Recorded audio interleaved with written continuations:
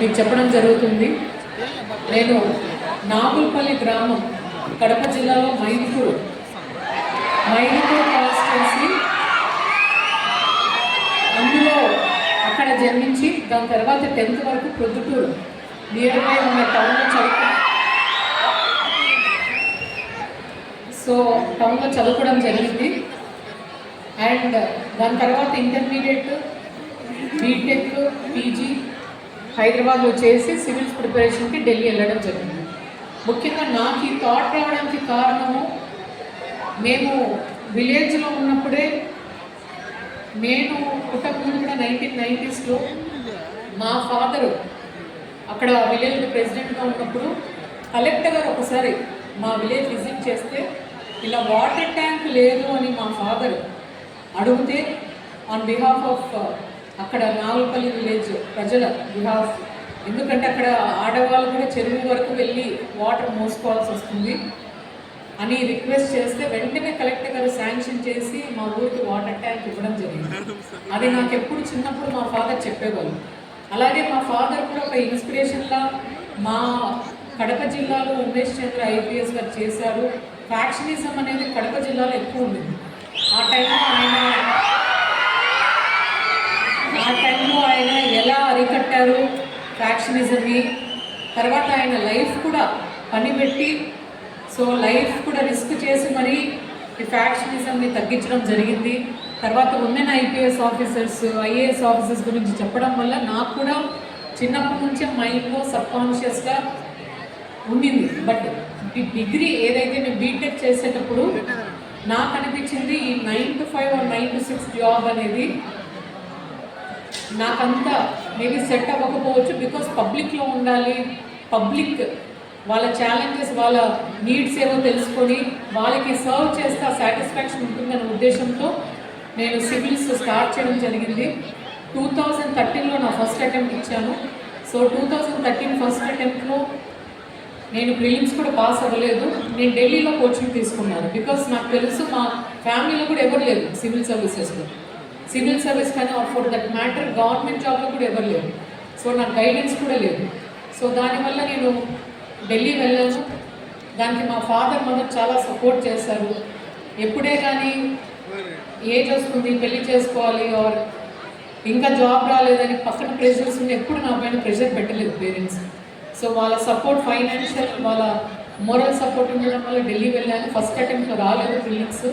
2014 అటెంప్ట్లో prelims pass అయ్యాను, mains రాశాను. But 20 మార్క్స్తో నాకు మెయిన్స్ క్లియర్ అవ్వలేదు. 2015 మెయిన్స్ క్లియర్ అయింది, ఇంటర్వ్యూ ఇచ్చాను, ర్యాంక్ మళ్ళీ 20 మార్క్స్తో ర్యాంక్ రాలేదు. అదే 20 మార్క్స్ వచ్చింది ఆ టైంలో నాకు IRS వచ్చేది. సో అప్పుడు ర్యాంక్ రాలేదు. బట్ అప్పుడు lowest point of my life confidence అనేది బాగా తగ్గడము. నేను నెక్స్ట్ అటెంప్ట్ ప్రిలిమ్స్ ఇచ్చినప్పుడు ఆ లో కాన్ఫిడెన్స్ ప్రిలిమ్స్ కూడా పాస్ అవ్వలేదు 2016 అటెంప్ట్. సో అప్పుడు నేను ఏం చేస్తానంటే ఢిల్లీలో ప్రిపేర్ అయిపోయిన బ్యాక్ వచ్చి హైదరాబాద్లోనే ఇంట్లో ఉండి అక్కడ రామకృష్ణ మఠ్ అని ఉంది, Swami Vivekananda institute of excellence అని, ఇప్పుడే గోవిందరావు గారు కూడా చెప్తామన్నారు ఆయన కొటేషన్. సో నేను అక్కడ కొన్ని పర్సనాలిటీ డెవలప్మెంట్ కోర్సెస్ చేయడం జరిగింది. అది చాలా హెల్ప్ఫుల్ అయింది. ఎందుకంటే కాన్ఫిడెన్స్ బిల్డింగ్ చేయడం అనేది ఆ కోర్సెస్ బాగా ఇంపాక్ట్ ఉన్న కోర్సెస్. బికాజ్ మనం కంటిన్యూస్ ఫెయిల్యూర్ చూస్తున్నప్పుడు చాలా లో కాన్ఫిడెన్స్ వస్తుంది. And at the same time మన ఫ్రెండ్స్ జాబ్లో సెటిల్ అవ్వడం, యూఎస్కి వెళ్ళడం, వాళ్ళు సెటిల్ అవ్వడము, అండ్ మోస్ట్లీ సోషల్ మీడియా కూడా it is a very negative impact. అందులో వాళ్ళ లైఫ్ చూస్తుంటే మనకి ఇంకా మారల్లీ డిగ్రేడ్ అవుతూ ఉంటాము.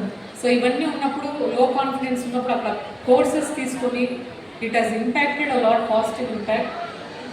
అక్కడ దాని తర్వాత నేను 17 అటెంప్ట్ ఇవ్వడం జరిగింది. ఆ 17 అటెంప్ట్లో and almost it was like my final attempt. I thought maybe కష్టపడదాము, IRS లోపల వస్తే తీసుకుంటాము, లేదంటే సర్వీస్ వదిలేసేసి MBA చేద్దామనేసి అనుకున్నాను. ఫార్చునేట్లీ ఆ అటెంప్ట్లో నాకు ఎప్పుడు పబ్లిక్ అడ్మినిస్ట్రేషన్ ఆ సబ్జెక్ట్లోనే పోయేది. సో పుటప్ చేసిన ఎఫర్ట్ అంతా రిజల్ట్ అయ్యి 100th ర్యాంక్ రావడం జరిగింది ఆ ఇయర్ 2017 ఎగ్జామ్. అండ్ ఇందులో అదృష్టం ఏంటంటే 100th ర్యాంక్కి జనరలీ ఆ టైంలో ముందు ఇయర్ IAS రాలేదు. ఆ ఇయర్ 105 వరకు ర్యాంక్ వరకు ఐఏఎస్ వచ్చింది జనరల్ కేటగిరీలో. అండ్ ఇంకొక అదృష్టం ఏంటంటే 105 వరకు ఐఏఎస్ వచ్చి 3 ఇన్సైడర్ వేకెన్సీస్ ఆంధ్రాలో క్రియేట్ అవ్వడం. మా ఇయర్ నుంచి ఒక జోనల్ సిస్టమ్ అని సివిల్ సర్వీస్లో పెట్టారు. అంటే మనకి సౌత్ జోన్ రాకపోతే ఎక్కడో ఉపయోగపడతాం, నార్త్ జోన్, ఈస్ట్ జోను అలా. కానీ ఫార్చునేట్లీ అక్కడ ఇన్సైడర్ వేకెన్సీ ఉండడం, నాకు ఆంధ్రప్రదేశ్ రావడము, ఆంధ్ర కార్డు అలాట్ అవ్వడము 2018లో. అండ్ దాని తర్వాత అసిస్టెంట్ కలెక్టర్ గుంటూరు చేశాను, సబ్ కలెక్టర్ నర్సీపట్నం విశాఖపట్నం జిల్లాలో చేశాను, జాయింట్ కలెక్టర్ కర్నూలు హౌసింగ్ చేశాను, తర్వాత డిస్ట్రిక్ట్స్ డివైడ్ అయ్యాక జాయింట్ కలెక్టర్గా నంద్యాల చేశాను, మళ్ళీ మెటర్నిటీ లీవ్ తీసుకున్నాను, మళ్ళీ జాయింట్ కలెక్టర్ కర్నూలు చేశాను, మళ్ళీ ఇప్పుడు మున్సిపల్ కమిషనర్ తిరుపతిగా ఇప్పుడు 2 years నుంచి ఇక్కడ ఉన్నాను. ఇందులో మీకు నేను చెప్పవలసింది ఏంటంటే, బీట్ బాయ్స్ ఆర్ గర్ల్స్, ఇప్పుడు ఎన్ని ఇయర్స్ అయినా మనం అనుకున్న ఫీల్డ్, నేనేమి ఎడ్యుకేషనే అని చెప్పను, be it sports, be it cultural activities or business, మనం ఇప్పుడంతా ఎంటర్‌ప్రెన్యూర్స్ వస్తున్నారు, any field for that matter, కష్టపడాలి, మన కాళ్ళపైన మనం నిలబడాలని కష్టపడాలి, మనపైన మనం నమ్మకం ఉండాలి. ఇందాకే ఒక కొటేషన్ చెప్తా ఉన్నారు గోవిందరావు గారు, arise awake and stop not until the goal is reached అని. ఇదా ప్రతి ఒక్కరూ చదువుకునేటప్పుడు ఇది ఒక ఇన్స్పిరేషన్, స్వామి వివేకానంద గారి కోట్. అలాగే ఆయన ఇంకొక కొటేషన్ కూడా చెప్తారు, believe in your self, the world will be at your feet. Believe in your self, the world will be at your feet. Meaning ఏంటంటే, మీ పైన మీకు నమ్మకం ఉంటే మీరు ఏది సాధించాలనుకుంటే అది సాధిస్తారు. It is a true example. మన పైన మనకు నమ్మకం లేకుండా మొత్తం వరల్డ్కి మన పైన నమ్మకం ఉన్న పేరెంట్స్కి, సొసైటీకి మనం సాధించలేము. బట్ ఎవరికి నమ్మకం లేకపోయినా మన పైన మనకు నమ్మకం ఉంటే ఎన్ని ఇయర్స్ అయినా మనం అనుకున్న గోల్ సాధిస్తాం. అండ్ అదృష్టం అనేది కూడా, లక్ అనేది నేను ఇంతకుముందు చెప్పాను, ఆంధ్ర కార్డు రావడం, ర్యాంక్ రావడం, అది it favours hard work. I believe luck favours hard work. మనం హార్డ్ వర్క్ హానెస్ట్గా, జెన్యున్గా, హానెస్ట్ వర్క్, హార్డ్ వర్క్ చేస్తే ఆ అదృష్టం అనేది కూడా కలిసి వస్తుంది. ఆ ఎగ్జాంపుల్ సక్సెస్ అయిన ప్రతి ఒక్కరూ is an example in any field. So కాబట్టి అమ్మాయిలు కూడా, చాలామంది అమ్మాయిలు ఉన్నారు ఇక్కడ, చదువు ఇంపార్టెంట్ ఫస్ట్. ఏ ఫీల్డ్ అయినా education is important, degree complete చేయాలి. దాని తర్వాత ప్రతి ఒక్కరు వాళ్ళ కాళ్ళపైన నిలబడేలాగా మనం ప్రయత్నించాలి. ఎందుకంటే నేను విమెన్ గురించి ఎందుకు చెప్తున్నానంటే, ఫైనాన్షియల్ ఇండిపెండెన్స్ అనేది ఇంపార్టెంట్. అలానే హౌస్ వైఫ్, మన పేరెంట్స్, అమ్మ అందుకు హౌస్ వైఫ్ ఉంటే వాళ్ళు చేసే త్యాగం తక్కువేం కాదు, చాలా త్యాగాలు చేస్తారు. యాక్చువల్లీ మనకంటే ఎక్కువ.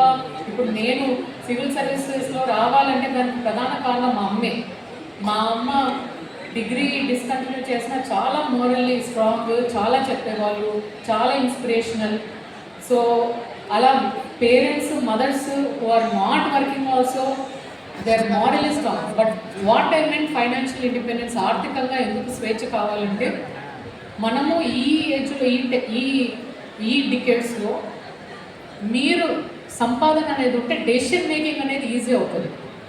అంటే మనం ఏ టైంకి మన లైఫ్ని స్టార్ట్ చేయాలి, ఎప్పుడు మ్యారేజ్ చేసుకోవాలి, ఇవన్నీ కూడా మీకు డెసిషన్ మేకింగ్, తర్వాత పిల్లల విషయంలో కూడా డెసిషన్ మేకింగ్ పవర్ వస్తుంది. సో కాబట్టి అబ్బాయిలైనా అమ్మాయిలైనా ప్రతి ఒక్కరికి ఫైనాన్షియల్ ఇండిపెండెన్స్ అనేది ఇంపార్టెంట్. అండ్ అది రావడానికి కష్టపడాలి. And till you reach your goal దాన్ని వదలకూడదు. So this is my request to all girls and boys. And deviations ఇవన్నీ